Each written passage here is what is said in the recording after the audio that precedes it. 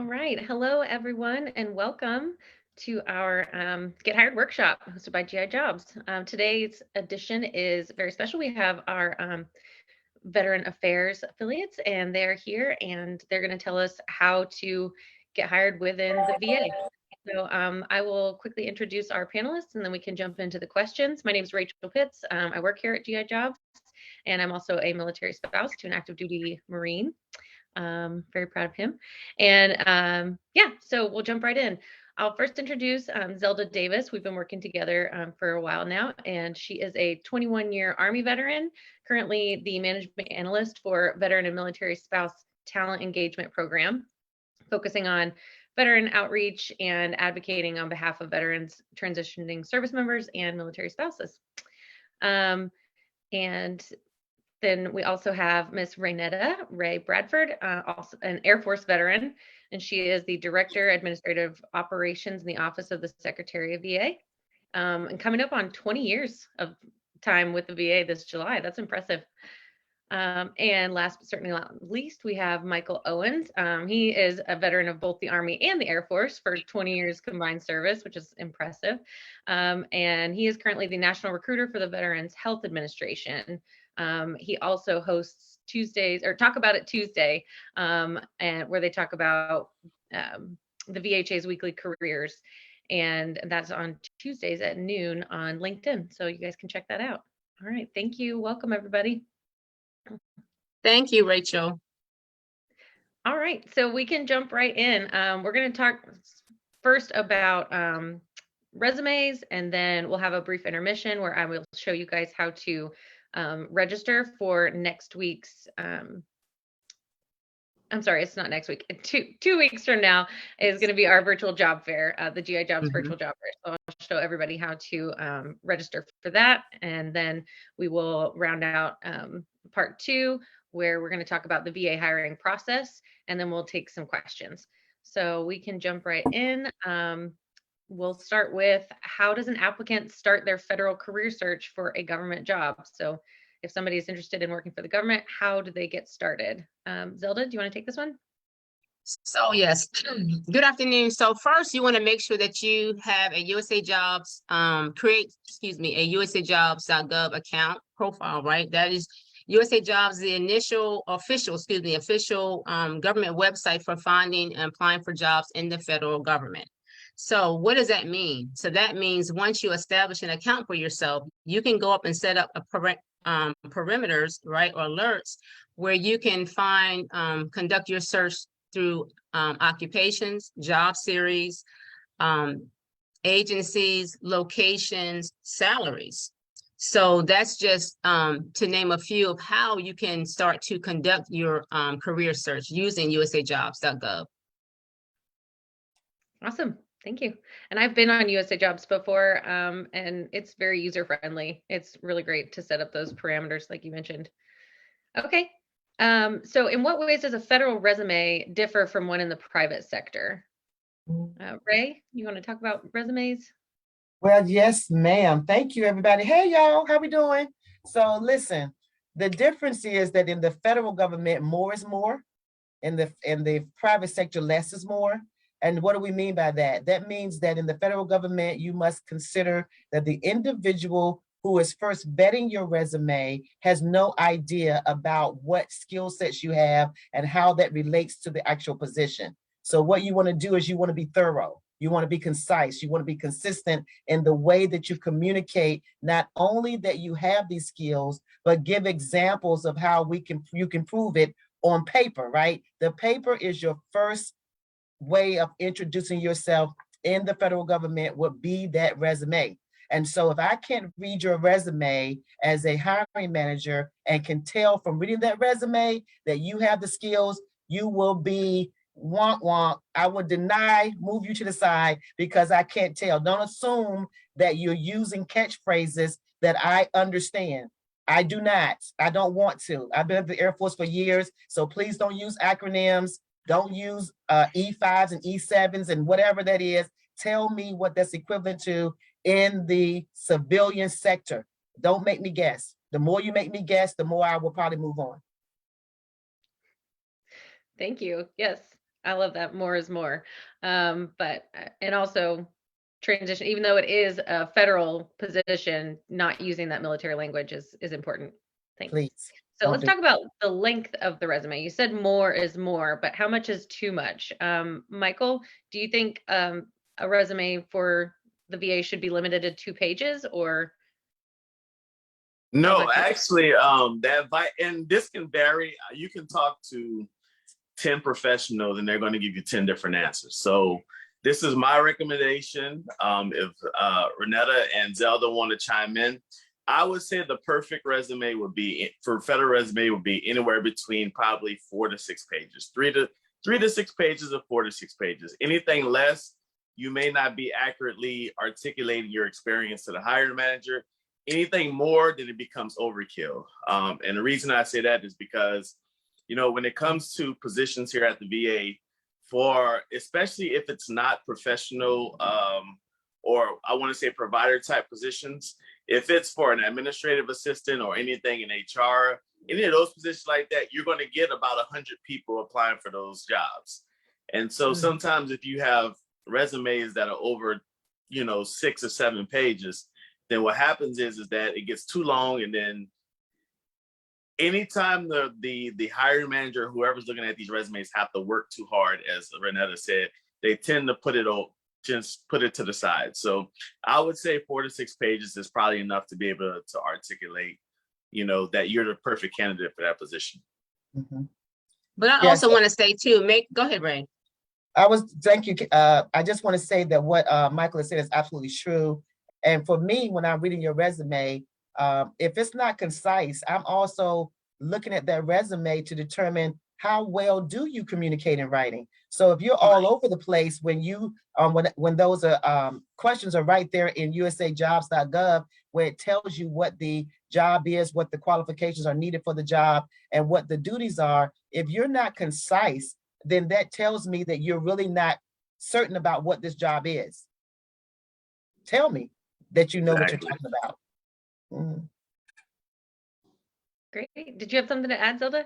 Yeah, I was just going to say, and we always give this an example, tying your shoe, right? Well, how do you tie a shoe? You might want to put down, I've read a lot of resumes from those those participants that attend GI jobs, and they're very generic. They're very general, and they're not saying anything. So you want to make sure, like Ray and Michael said, you want to communicate and be very descriptive in what your experience, what you're saying that you have done. And so we say, okay, I tie a shoe. You put on there, I tie a shoe. I tie maybe 5 blue shoes. Well, how did you tie the shoe? Explain how did you tie the shoe so that I know that as a hiring manager, you know exactly how to tie a shoe. Mm-hmm. So that's just how do you do those things? Because again, if you can't articulate it, you're not going to be referred. And that's just to the point. Right. Yeah, great advice. Short and sweet, but get the meat of it. Yeah, not a lot. I like that, Rachel. Short and sweet, but get the meat. You guys write that down. That's a good quote. Put that on a t-shirt. Uh-huh. All right. I see a future for you, Rachel. Thanks. All right. So going into more details on the resume, what is the most important information to actually include, specifically on a federal resume? So 4 to 6 pages of what? Contact information, right? Mm-hmm. Education, of course, job-related experience. As we know, and we're going to say this throughout, no one resume fits all jobs. So you want to make sure that you are tailoring your resume to the job announcement, right? Make sure you do that. I think, did I say education, job-related training, awards? My other panelists, you can jump in. Yeah, the biggest thing is, make sure, but when it comes to job experience, make sure you include your unpaid job experience too. Because a lot of times people feel like, okay, if I don't get paid for this, I'm not going to get any credit for this from hiring managers. No, if you've done some type of volunteer service or some type of unpaid service that closely correlates to the position that you're applying for, put that in there. Don't, it can be work study from school. It can be volunteering at a VA medical center. It can be volunteering in the private sector. If that experience closely is related to what you're applying for, do that. The next thing, I know Zelda, she mentioned contact information. A lot of times contact information is overlooked. We focus so much on making sure our education and job experience is inside the resume that we forget to update our contact information. We forget that, oh, I changed this phone number 2 years ago, or I don't even use this email address anymore. So why is that bad? It's bad because what happens if your resume goes across the hiring manager's desk and they decide, okay, I would like to interview this person, but none of your contact information is correct. Guess what? They're not going to try to hunt you down. They're not going to put APBs out. They're not going to put smoke signals up, and you're just going to lose out because you forgot to do that one little piece of updating your contact information. And also, just to add to that, as far as contact information, kind of make sure that you have a professional email address. Absolutely. .com is probably not a good email address. .com, butterflyqt at gmail.com. Try to get away from some of those slick names that you may have come up with in your creative way of identifying yourself. This is a professional email address that you want to provide on your resumes. And so that's also helpful. If you have a Gmail account, I'm sure like me, you have a lot of emails that are coming in through your Gmail account. You're ignoring them. So I do recommend that you create a separate account just for your resume inputs and replies and emails, so that you know that that's the email that if someone responds to you, most likely it has to do with your job. So think about that. Gmail accounts are free. So just create a new free one that you can use just for employment. Right. And one more thing I would like to add to is that a lot of times it's not required in your job application on USA Jobs, but I always tell people when I'm talking to different candidates, no matter what platform it is, have a cover letter. Add a cover letter to your resume. A cover letter allows you to articulate stuff and allows you to put more personality. It allows the hiring manager to see more of your personality through the cover letter than the straightforward resume. So, and again, just like the ladies had said before, make sure if you tailor your resume to that job or vacancy, make sure you tailor your resume, your cover letter to that job vacancy also. Sometimes cover letters can be the one thing that can put you ahead of other candidates, because like we all fall into that trap. We look at the required documents and all we turn in are the required documents. Sometimes if you turn in something that's a little extra, like a cover letter, that can help propel you forward. Yes, I've always been a big fan of the cover letter. Yeah. And it's been a subject of controversy in these Get Hired workshops, because sometimes people say, oh, they're antiquated, you don't need them anymore. But I've always been a big fan, and there's no harm in including it. It might not get read for certain positions, but there's really no harm in including it. But I'm curious to know, Michael, do you read the cover letter or the resume first? Well, sometimes the cover letter doesn't come to the hiring manager. So a lot of times it's the resume that gets to the hiring manager. But what the cover letter can do, a lot of people feel like they get stuck in that USA Jobs black hole. Like, I submit my application and I never make it to the hiring manager. And the reason I say submit that cover letter, because when USA Jobs, when that system scans your application and you have that cover letter allows you to talk more extensively about why you're a perfect candidate for that position. And that can get you to the hiring manager. But as a hiring manager, if I get a cover letter and a resume, I'm reading both, yes. But the cover letter has twofold. Again, the biggest thing is to get out that USA Jobs black hole, because I get a lot of people saying, I never make it to the hiring manager. I send all these applications and I get referred, but I never make it to the hiring manager. Or some people feel like I'm highly qualified for this job, but I don't even get referred. Again, sometimes it's making sure that your resume is revamped, but regarding the cover letter, that cover letter can help you put in some more of those keywords and key terms that'll help you get out of that black hole and onto a hiring manager's desk. So just to make sure everybody understands the way the federal government works, before the hiring manager sees your resume, it starts with it going into usajobs.gov. And then once it is sent there and the application closes out, the HR community would then take those resumes and they will read them to determine if you're qualified based on the qualifications mentioned in the actual announcement. Then if you make it past HR, then it comes to the hiring manager. The hiring manager will have a list of names of individuals, as Michael talked about earlier, depending on the position. If it's not a lot of technical, unique skills, there could be a lot of individuals who resume, according to HR, meets the requirements to move to the hiring manager. Once the hiring manager gets it, then what we do is we put together a panel of subject matter experts. And then we take those resumes and ask them, in most cases, give me the top 5, did I say 5? 5 candidates that you read in their resumes that appear to have the experience required for this position based on your subject matter expertise of the job. Once those 5 names are got to the next level, then there is an interview. You will get a notification indicating that you have been selected for an interview. Now, in most cases, you're going to have 2. The first will be with the panel. The second will be with the hiring manager if you make the first cut. So just remember, there is a process in the federal government before your resume even gets to the place where you are being interviewed by the panel and then the hiring manager. And if you make that list, now these questions that you're asking about performance-based interviews, we'll talk about that in a minute. But right now, since we're focusing on resumes, we want to keep you here. Just remember, that's why you're getting these emails that talk about you were referred, but you never got a call. Because even though some of you all have been given bad advice, that just your resume, just use the words that's in the USA Jobs keyword search is what the HR looks for. That's how you get the job.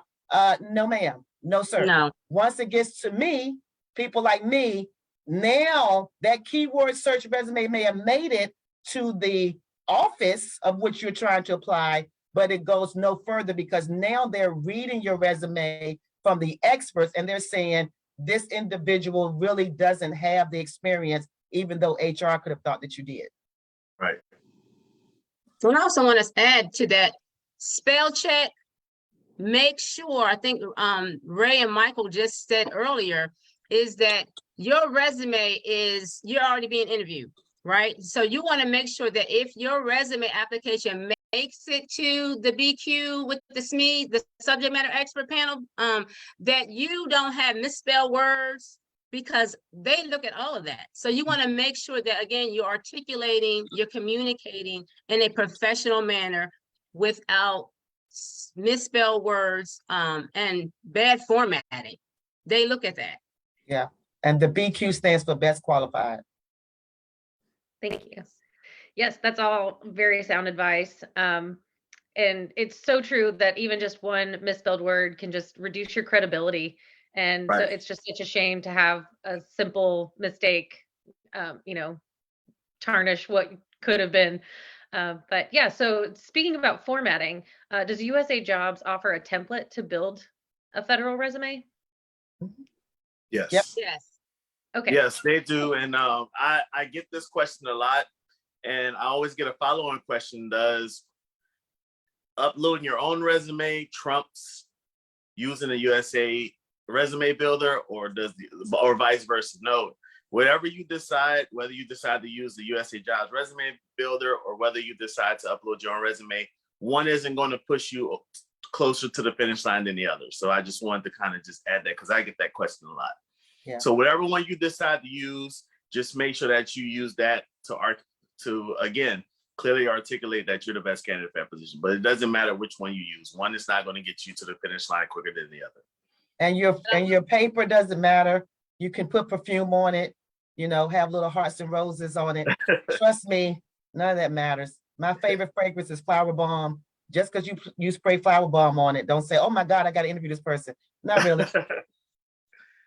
But you do want to make sure that you include all necessary important information that the hiring manager may be looking for. Yes. So I always recommend that you do use Resume Builder. That way you're not missing out on any information, important information that the hiring manager is looking for. So just keep that in mind, because again, if you upload your resume, it's in a different format, right? So the hiring manager has to look for that, those key information that is required, right, for them to think about hiring you. So I always recommend that you use Resume Builder. Put in the work, build a nice resume. Resume Builder will format a nice formally PDF resume. It looks really good. And so again, also, Resume Builder is a summary of it gives a summary paragraph of your information. There is no bullets, right? But I see a lot of your made up resumes are in bullet format. And so then again, you miss out on a lot of information, key information that might be needed to help you get qualified for the job. So just keep that in mind. Yes, thank you. We just dropped a link into the chat section linking to the Resume Builder. So that's great information. If a candidate is dead set on doing their own, they could at least use the Resume Builder as a guideline for the format. And I love that you mentioned PDF, Zelda, because I have received Word documents that are editable and it just does not look professional to receive that. So a PDF is definitely the best way to go. That's good. I also wanted to add too, before you go to the next question, references in the federal government, you're required to submit references. So I know in my resume before I joined the federal government, I was like you, right, looking for a job. I would put on my own personal formatted resume, references upon request. Well, in Resume Builder, there's a section already there for you to place your references. So remember, just keep that in mind. That is key. You have to provide a reference. Mm-hmm. Yes, great information. You don't want to offer them to ask you a question that you know that they're going to ask. So definitely get those in order and input. All right. So we mentioned earlier that every resume needs to be specific for an individual job that they're applying for. How would you recommend that they go about tailoring their resume for a specific position? So Michael? I'm sorry. I'm Nope, sorry. you're Go good. ahead. I was actually asking Michael if you wanted to talk. Yeah, go ahead. What you have to do is first read the job announcement. Don't just get so fixated in the job title and say, oh, I've held that job title before. Here's my resume. No, because you can find 10, you can go on USA Jobs and search a job title and you can find 10 vacancies under the same organization. Let's say you find 10, I'll use human resources. Let's say you find 10 human resources openings with the VA. All 10 of those vacancies, their job descriptions are going to look different. You're going to have some that are going to you're going to have some positions that are looking for onboarding. You're going to have some that are looking for recruitment. You're going to have some that are looking for someone that has supervisory experience. Mm-hmm. So the first thing you have to do is read the announcement to ask yourself, what is this hiring manager looking for in a candidate? Because they're just not looking for someone who's held the human resources specialist position job title. They're looking to see, does this person have supervisory experience? If this hiring manager is looking for a supervisor, or does this person has, if they're looking for a recruiter, does this person have recruitment experience, or have they only been dealing with onboarding or other stuff? So you have to be able to tailor your resume. You have to understand what the hiring manager is looking for, and once you understand that, then you take your experience and use your experience to articulate that, yes, if that person looking for a supervisor, yes, I've held supervisory positions, and you make sure you highlight your supervisory experience into that resume. Or if that hiring manager is looking for a recruiter and you spent time in the military or in the private sector as a recruiter, highlight that experience. So you have to see what the theme of the announcement is, and you have to make sure that when we say tailor, again, it's not like copy and paste. No, we're looking to see, does your resume repeat the theme that's in the vacancy. Does your resume clearly convey that you're looking for the type of candidate that hiring manager is looking for? So again, when I say tailor, don't just tailor to the job title, because again, you can have 10 vacancies with the same job title, but there are 10 different type of positions. Make sure that you read the position, and if you do fall under, if you do have the experience that hiring manager is looking for, make sure you highlight that experience in your resume. Great. I would like to also add too, don't just focus on the duties and responsibility section. Some of you also forget to look at the specialized experience section under qualifications. That is key. You may be qualified, right? But if you don't include the specialized experience within your resume, you're not going to be referred. And we see it all the time. So make sure that you look at both. And then here's a tip. How you know, or how you can confirm if you really do have the experience, write down all the duties and responsibilities and specialized experience, maybe in a Word document, write it down on a piece of paper, and then put your experience under each. That way, you know, because I would hate for you to waste your time, right? That way, you know, do I really qualify? Do I really have the specialized experience? And then if you do, then apply. So that's just a tip. Yeah, I want to just follow up with that specialized experience area. This is the area where I think Michael was talking about earlier, where people are saying they get referred, or they know they have the experience, but they're told that they didn't get they were told they didn't have it. That's the reason why the specialized skills that's listed in the job opportunity announcement is under the paragraph called qualification. So the announcement is several pages long, but there's an area called qualifications. Under that, it will have the words specialized experience required for this position. So you have to wonder, the heading is there for you. And then it lists, here are the specialized experience that you need for this position. If you can show and prove that you've had that experience for 52 weeks or more in the federal government, you're considered a skilled individual if you have done that duty or that task for at least a year or more. If you have that experience on your resume, it does not have to be in one job. It can be cumulative. So cumulatively, you have the experience of tying shoes. So therefore, you know that you have the specialized experience because it says must be able to tie shoes. But you must be able to tie shoes for 1 year or more.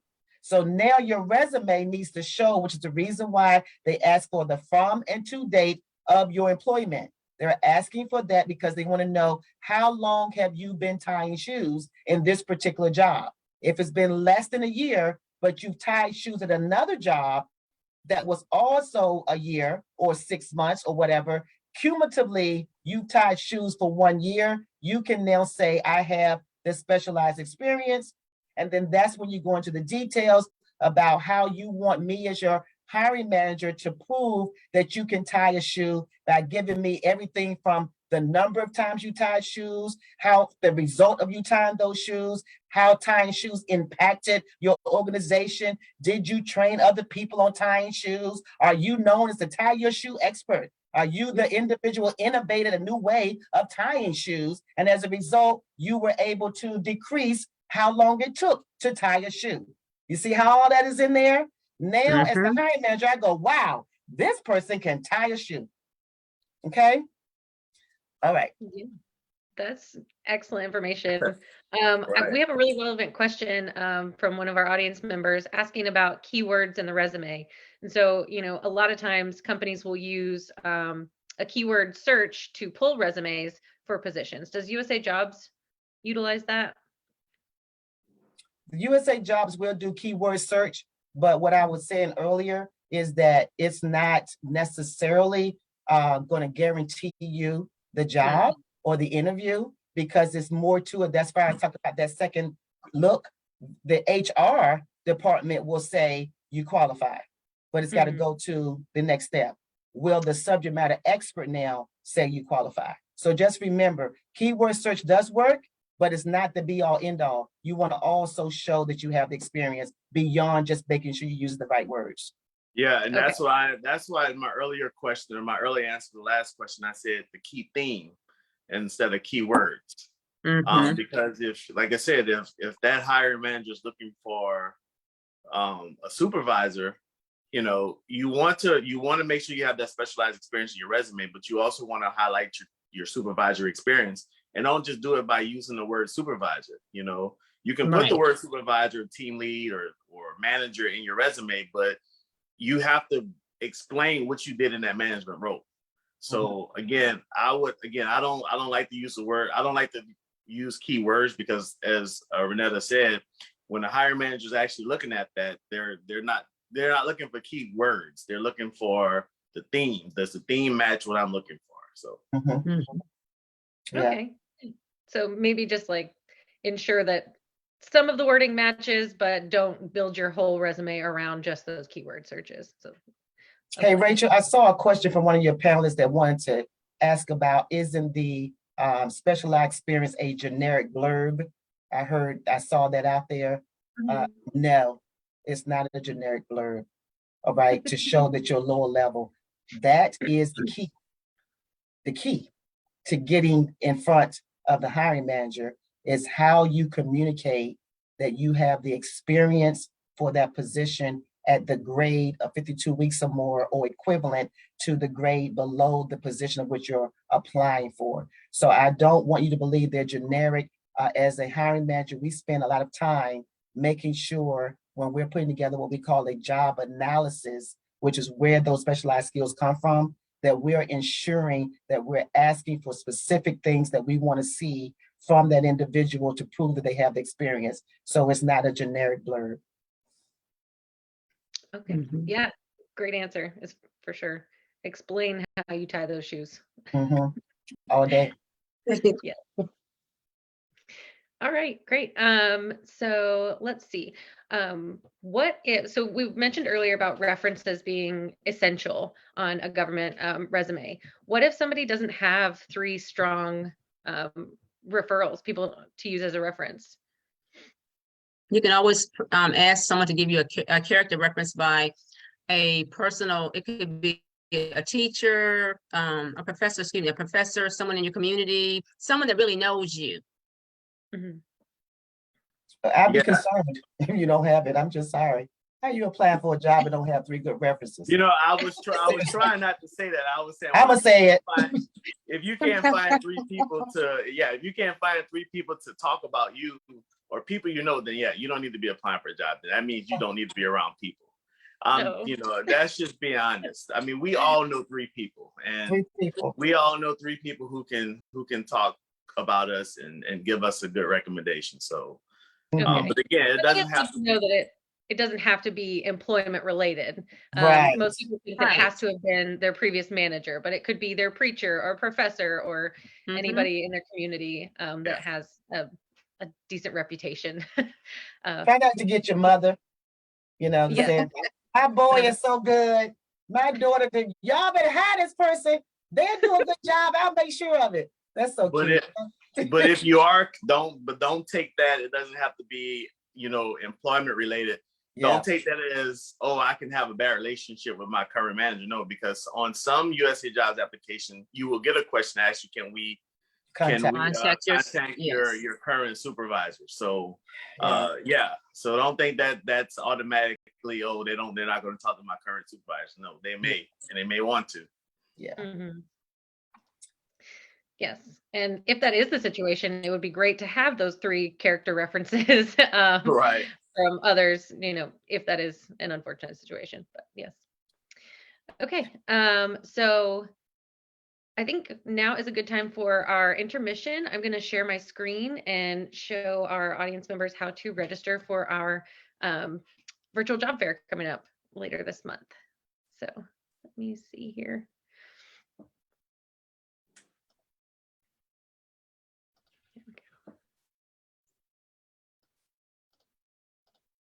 All right.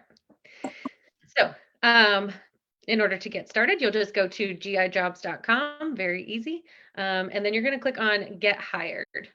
And then that will bring you here, and you could either attend one of our Get Hired workshops, which we're in today, and or you can attend our virtual job fair. So you'll click on reserve your ticket, and this brings you to the countdown of how much longer we have until the event. So we're just under 14 days left to go. The event is March 23rd, and then you'll click on reserve your ticket, which will bring you here to the actual platform. If you've attended an event before, then you can click on log in. Otherwise, it'll be sign up. If you've never attended one of our events, it'll look like this. Otherwise, if you have, you'll click on log in. So I'm just going to continue. We've got our privacy policy. Nothing devious in there. Oh man, my password has expired. Yeah.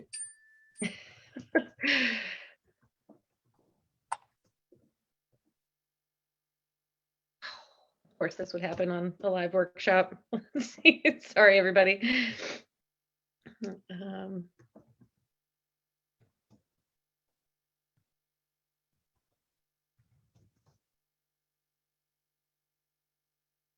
Okay. Whew. All right. Well, that didn't work either. Let's see here. There we go. All right. So because I have attended an event before, fun fact about me, I was actually hired for my current position through our virtual job fair. And there's my pet bear dog in the background. So my information is already stored in here. So every event that you attend, you don't have to redo your registration, which is very handy. So it'll save your resume. It saves all of your information on here, and it's really important for you to fill out as much of this as possible. I would recommend every single field needs to be filled out, because the recruiters in our event have access to all of these different fields, and they use them to filter before the event even starts, because they have the ability, you have the ability to go into the event and check out the lobby, and then they actually have the ability to look at all of the candidates' registration information. So make sure you fill it out as much as possible in advance of the event, so that the recruiters have access to your information and they're able to reach out to you if you do meet the qualifications and schedule a chat within the event. So it's great to either be invited to a booth or invited to a scheduled chat. So, it's all just very basic information. So nothing too intense here, just resume, LinkedIn. I find LinkedIn profiles very handy. It's kind of like a cover letter for the resume that's already in there without having to add a cover letter. It's just a little bit more about you. Your areas of expertise. This top one is a drop-down box, but the second one, areas of work experience, is a text box. And so you can put in whatever you want. So as much or as little as you choose to put in here. I would not recommend a full sentence by any means, just key phrases that explain your work experience. Then some information on service. Military spouse, are you willing to relocate? Unfortunately, as most military spouses, we do not have that option to relocate, that we just go wherever Uncle Sam sends our spouse. Military information. If you have a security clearance, a lot of our candidates or our companies that are hiring are interested in security clearance. So please don't leave this off. And then any licenses or awards, certifications that you have, include that. And then a phone number is optional as well. So once you have all of that submitted, you will be able to access the lobby. So you can actually enter the event in advance. Nobody is here right now. There aren't recruiters waiting in these booths yet. That will happen at the very start of the event is when the chats are available. But you can go ahead and go into the event and enter the booth and see what's going on at the VA. And you can click on their links that are linking to jobs and check out those descriptions, because the last thing you want to do is come to this event, enter a chat and say, what jobs do you have available? Because recruiters just melt in their chair and they're like, ugh, this is such a waste of time. Why didn't you do your homework before you got here? So please don't be that guy or gal. do your homework before the event even starts. Look at all the booths, check out all of the opportunities, see what fits, make checklists. I like to, when I was job hunting, I made a list of all the skills, and then I would put green, yellow, or red for my confidence level in those skills and abilities. So if it was mostly green, I was good to move forward and apply for that position. If I had a lot of yellows, probably not so much. So that's just my personal preference. But yeah, so this is our virtual job fair, and we look forward to seeing you all there. All right. So we can jump back into our questions. So Rachel, before you jump to the question, I wanted to share something with the team, with everyone on the line, something that you may not know of. One of the things that Zelda and maybe Michael talked about earlier on was they talked about the positions. And I think one of the biggest things that we are challenged with, you all, is kind of knowing what jobs fit your skill set, right? USA Jobs is a daunting site. It has a whole lot of positions. And sometimes you may be overlooking an opportunity because you're just not sure that you have the skill set because you're looking at the title. So before I share this link with you all, I want to share my screen and show you this handy dandy occupational handbook, okay? This is your Bible. If you ever want to know the occupation series of which has your skill sets, this is the handbook to use. And as you can see, they start with the 4 zeros all the way down to 2200. As you scroll through this book, 9,000, my bad, you will then begin to look at what each occupation series means and what the specific job is that they're saying falls under that series, and what duties are required or tasks you may be required to do under that series. So knowing the occupational series of the jobs of which you most likely will qualify for because you have 52 weeks or more experience in that area, whether paid or unpaid, this is the beginning of the job hunt. Go by the occupation series, not necessarily the title, okay? So I'm going to put this link into the chat room, and I think you're going to find this to be one of the best secrets. So those people who missed this GI Jobs, they have missed this. Don't tell them. Keep it to yourself. This is your prize. And next time, maybe they'll join a GI Jobs event, okay? That's all I'm saying. So I'll put it in the chat room for you. Thank you so much, Ray. That's great. It's a great secret. All right, so we're going to move into the second portion. We only have about 18 minutes left on this workshop, so let's try and get through as many as we can so we can take some more questions from our candidates. So we're going to talk about the hiring process and opportunities. So I know, Ray, you gave us a great rundown of the actual process earlier, so thank you so much for that. But I do know that the recent PACT Act created a need for veteran and service representatives. So is that something that you guys are still hiring for? Absolutely. Yes. Go ahead. And but we're also hiring. Oh, I'm sorry. No, I was just going to say we're hiring for other jobs as well. So VBA is definitely hiring for the veteran service representatives. Those are raters and authorizers. They're also hiring for legal administrative specialists. IT, the Office of Information and Technology, they're hiring in all aspects of IT specialists, customer support, cybersecurity, networking. So if you're in IT, Michael, Ray, you guys are recruiters. What do y'all have some other positions that you can also name? And of course, medical too. So don't forget medical, because now that the PACT Act, those claims are going to be coming in. So VA also has to hire doctors, nurses, medical support assistants. They're all needed. Yes. And what I was going to just say, Michael, you on mute, sir. What I was going to say is that at the end of the day, everything that you've already listed, I wanted to touch real quick on IT because I recognize that's probably the one that you get a lot of individuals who are told they don't qualify. IT, even though it's a highly technical skill, many individuals that I've seen have submitted IT applications believe that if you just list all your certifications and all the things that you've done, that should mean that you should know when looking at my resume, I qualify. Don't do that. take your IT application and do the same thing we told you about the other positions. Look at the specialized skills required for that position. Don't just rely on your certifications, and fully explain why you are the individual that has the experience to do that job. Because if you don't do that, the HR specialist is not an IT person. They will never be able to look at your resume and tell that you have this skill set by your certifications. So please ensure that you explain to the HR, the first line of defense is that HR person, so that it can make it to the hiring manager. Okay.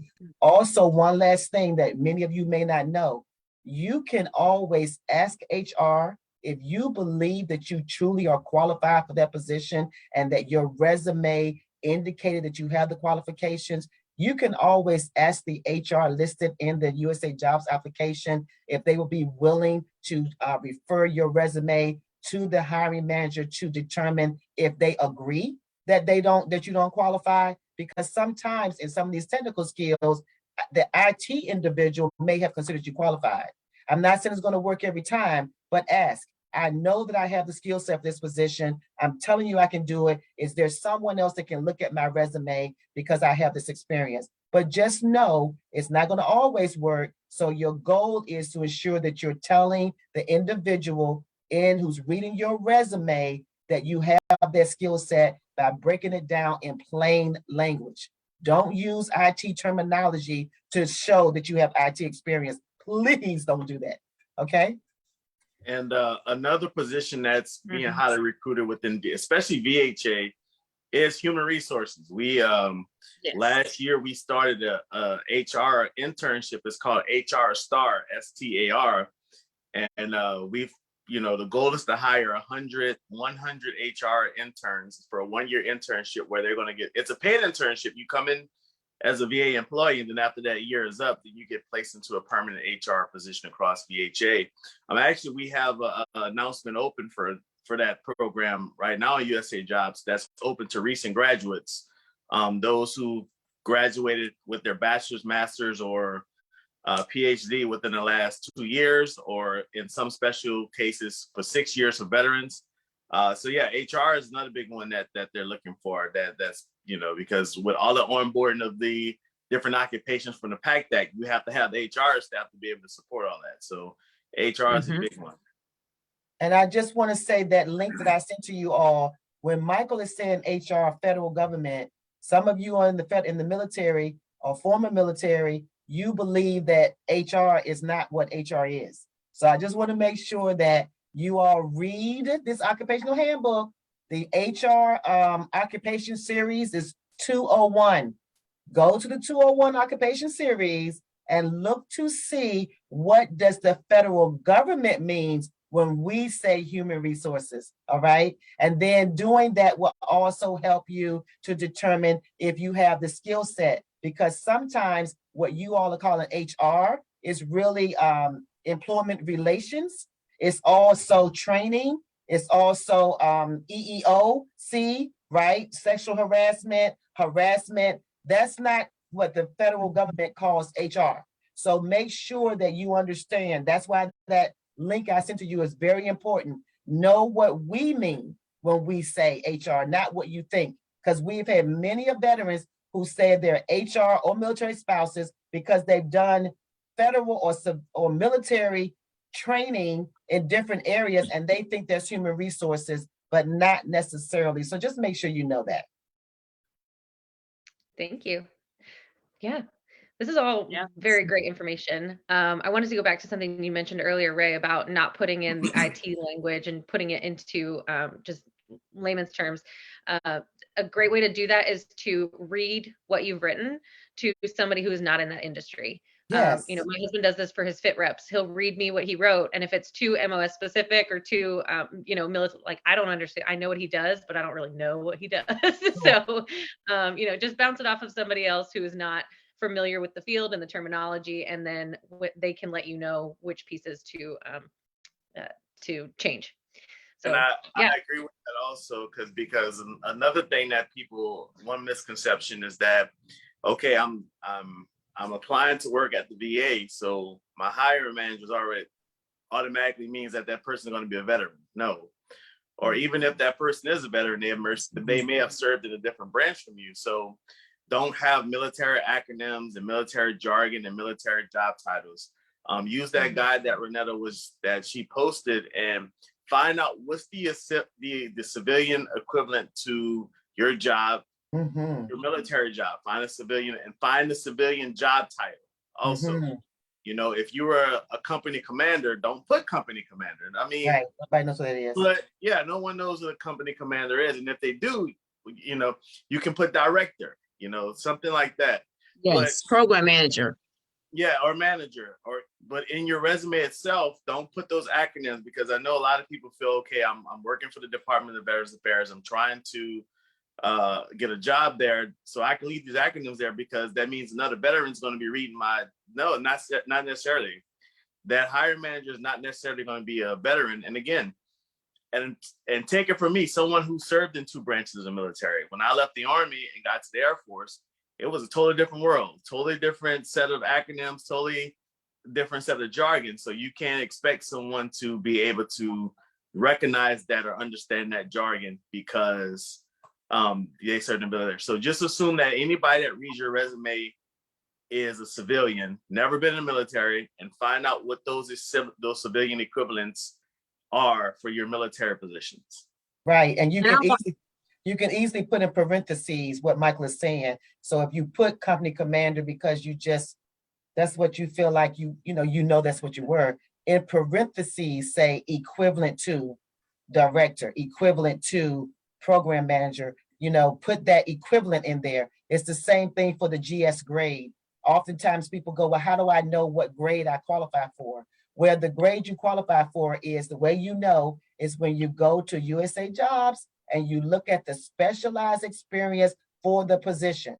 If you can show that you have the experience of 52 weeks or more in that particular announcement based on that grade, then that's the grade you qualify for, or the grade below. That means you've done it for 52 weeks. So you could qualify at a GS 12 or 13 position because when you looked at the qualifications of 52 weeks or more for a GS 12, even though you've never been in the federal government, your civilian job then will be equivalent to a GS 12. So you would put in parentheses, I was a customer executive representative. That's equivalent to a GS 12 based on the fact that I have the experience for this position. According to your announcement, I qualify. So that's what I'm going to put in parentheses. Yeah. Awesome. And excellent. I want to add to that, to make sure that you seek out those military skills translator tools that are online. So there's different sources that you can go to. VA for Vets, we have one on our website for you. You can also go to Career Source One. You can go to ONET, Military Connect. There's different ones. Monster has even Amazon now has a military skills translators tool for you. So seek out those things and utilize those resources that are available to you. Yeah, and one more thing I want to bring out too is I know there's something out there that says, you know, that you convert military ranks to GS levels. Right. While that is just a guide, I want you to understand that's just a guide. That's not gospel. That's not Bible. Right. That's not, you know, because it's more about your specialized experience. Yes. And just because you held the rank of colonel doesn't mean that you're going to easily find a GS-15 or SCS position. That's right.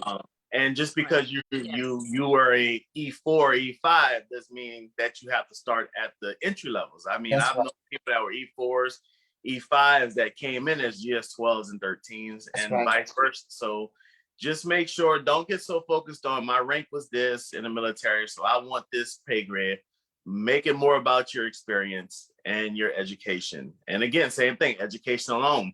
If you have a PhD and you don't have the experience to back up, you know, what the higher manager's looking for, you're not going to necessarily be entitled to a GS 12, 13, 14, 15, unless that position, you know, if that's a major requirement for that position. So there's a lot of different things that go into being qualified for position. I don't want everyone to just get stuck on, oh, okay, this was my rank, so this was my military rank, so I'm qualified for this position, or this is my education background, so I'm qualified for that position. And same thing with experience, you know, but your experience, all of that has to measure up to what the hire manager is looking for. Absolutely. That was a great advice, Michael, because that's one of the ones that gets a lot of people confused, and they're listening to what we call barrack lawyers, and they're believing that based on their military grade, they know what GS grade relates to that. That is certainly not true. And I think I want to just add to what Michael was saying about making sure that you have that skill set. At the end of the day, that's what it's about. If it's education is all you have, there is in the federal government a maximum grade that you can hold based on education alone. In the case of a PhD in the federal government, that's a GS-11.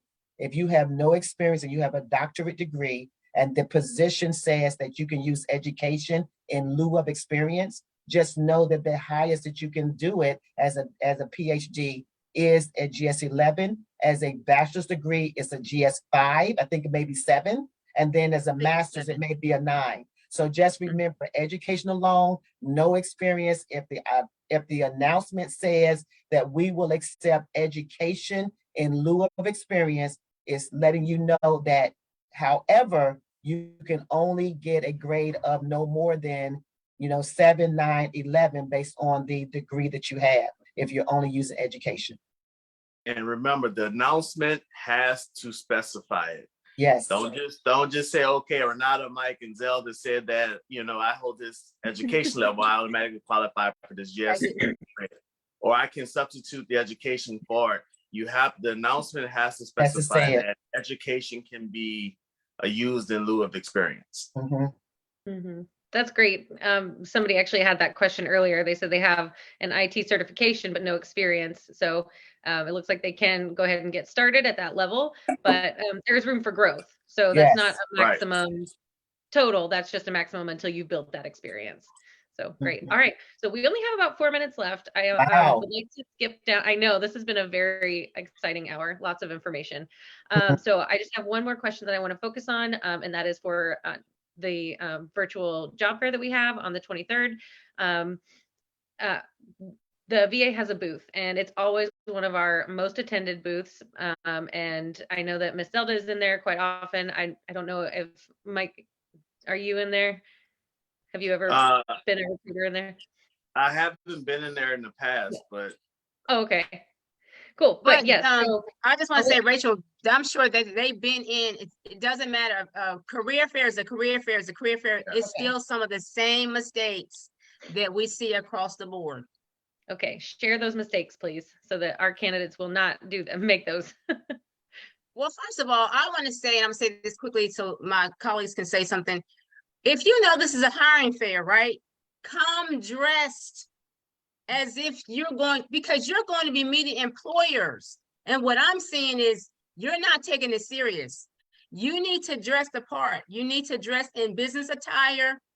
You need to also upload your resume. A lot of them that I talk to don't have their resumes uploaded. They'll say, oh, we didn't know you were going to be here today. Did you not look at, and Rachel says, if you go onto the website, they always advertise what employers are going to be there. So I'm going to say those two things, and I'll let my colleagues say some other things. Well, I think, go ahead, Michael. Oh, I was just going to say, just be prepared to talk to people. Rehearse to yourself how you're going to explain your job experience to someone.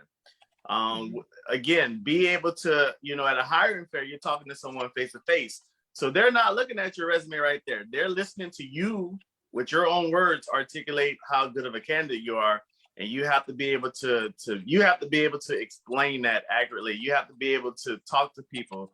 I know everyone's shy. I know we have introverts out there, but you have to be able to sell yourself. And if you can't do that, then these in-person hiring fairs, these virtual hiring fairs won't be, there. You should have to learn how to sell yourself.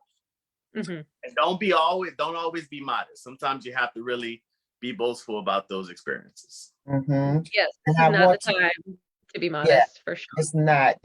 And we are. naturally, as public servants, been in the military, we're a little shy. We're a little, kind of like, just trust me, I can do the job. But this is really not the time. You want to really outshine the other person. Having done your research on the organization is very important. Do you know how to connect your experience to that organizational needs? When I'm interviewed for positions and they ask me questions, I always make sure that the examples I use are examples that I think are the ones for that position. I don't just use any example. So you want to be strategic in the way that you communicate. Your resume should show not only that I have this experience, but I understand your mission. I understand what you're trying to do. So my position will help impact the mission of your organization. Do your homework, all right? That's so important because you all are really smart. You have a lot of experience. You have a wealth of knowledge, both military spouses and veterans. You all have gone through some stuff and you have overcome, adapted, overcame, have all this experience. But now it's time to really show that you understand the big picture, how you know what you did was insightful, impactful, necessary. And now I can take that to the next level. All right. Don't downplay yourself, lift yourself up, do all that you can, and just enjoy the journey. All right. But get in where you fit in, but don't get in too low. All right. The federal government is not like the private sector. If you're going to take a $15 an hour job, take it on the outside. Because in the federal government, you come in here $15 an hour, 10 years later, you might be at 25. Okay. I'm just saying. Do the outside stuff, then build yourself up. So when you come to the federal government, you can come in and kind of start a little bit higher than you could do on the outside, because it takes longer to move up, depending on what career field you're in. It takes a little bit longer to move up in the federal government. So don't settle yourself for too low. Okay? Know your gift. Know what you got. Yes. Thank you so much. This has been super informative. The audience has been very engaged. So thank you for all the great questions. Please make sure that you have copied all those links before you exit. And for those of you who are interested in my dog, his qualifications, he's actually a doctor. His name is Dr. Shepherd. So qualified. Yes, come all in. right. And thanks for being here. We look Thank you. Rachel, I did notice that some of the people said they couldn't access the link. If they can't, the one that I sent, just send me an email. I'll send it to you or to Edgar so you can get it to your team, okay? Yes, here. Also, if I'm sure we'll get them sent out. We have everybody's registration information, so we'll send all the links. Yes, don't worry, Walter. We'll send them to you. All right. All right. Thank you, everyone. We look forward to seeing you. Thank you. Thank you. Bye.